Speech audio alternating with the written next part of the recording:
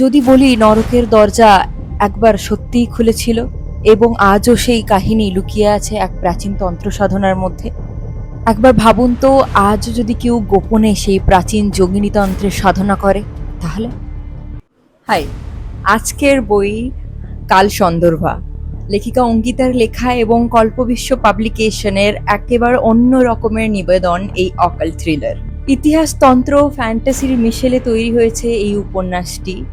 গল্পের চরিত্ররা স্থান, কাল, পাত্র পেরিয়ে মুখোমুখি হয় এক প্রাচীন রহস্যের, যেখানে লড়াই হয় অশুভ শক্তির সাথে শুভ শক্তির, মানবিকতার, ভালোবাসার। আজ যে বইয়ের কথা বলবো তার গল্প শুরু অসমের সুতিয়া গোষ্ঠীর ভয়ঙ্কর কিংবদন্তি দিয়ে।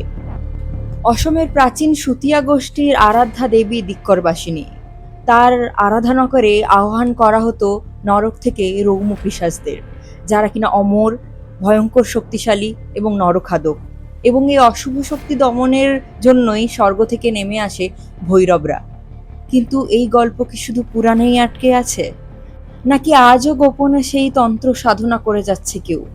প্রশ্নের উত্তর খুঁজতেই গল্পে জড়িয়ে পড়ে বীরভূমের সর্বানন্দপুরের উপাধ্যায় বাড়ি। কোপাই নদীর ধারে বান্ধবী কৃষ্ণার মামাবাড়িতে বেড়াতে আসে সোলাঙ্কি এবং তার বছর নয়েকের ছোট বোন শাম্ভবী। এবং রটন্তী কালী পুজো থেকে তাদের জীবনে বেশ কিছু অদ্ভুত ঘটনা ঘটতে থাকে। অজান্তেই তারা যেন জড়িয়ে পড়ে বহু শতাব্দী ধরে চাপা পড়ে থাকা এক প্রাচীন রহস্যে। নাকি তাদের ভবিতব্য আগে থেকেই ঠিক করা ছিল? এর মধ্যেই গ্রামের নানা জায়গায় দেখা যেতে শুরু করে রক্তমাটির এক রহস্যময় বৃত্ত। এক অদৃশ্য সুতোর মাধ্যমে জুড়ে যেতে থাকে কৃষ্ণার দাদু তারকনাথের পরিবার, গ্রামের ছেলে তৌফিক এবং আরো অন্য অনেকে। তৌফিকের ছোটবেলার বন্ধু চন্দ্রমৌলি তৌফিকের প্রাণ রক্ষার জন্য তাকে বেঁধে যায় কালকবচ বন্ধনে। কে এই চন্দ্রমৌলি?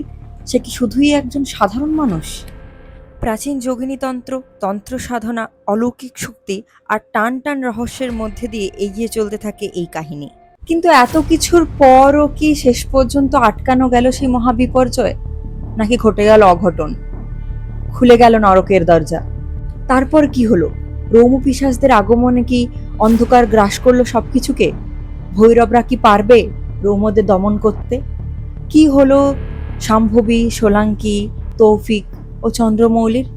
জানতে হলে আমাকেও পড়তে হবে এই কাল সন্দর্ভার দ্বিতীয় পাঠ, কুহক কাল। তো তার আগে তোমরা ডেফিনেটলি এই বইটা পড়ো। যারা নীরেন্দ্রনাথ ভাদুড়ী বা কৃষ্ণানন্দ আগমবাগীশ পড়েছো, তোমাদের ভালো লেগেছে, তাদের আশা করি এই গল্পটাও ভালো লাগবে। তো এরকম বিভিন্ন ধরনের গল্পের বইয়ের আপডেট পেতে তোমরা কিন্তু আমাকে ফলো করে দিও, ওকে? আর ডেফিনেটলি কমেন্ট করো তোমরা আর কি ধরনের বইয়ের রিভিউ চাইছো, এবং আমার জন্যও কিছু বই সাজেস্ট করতে পারো। বাই।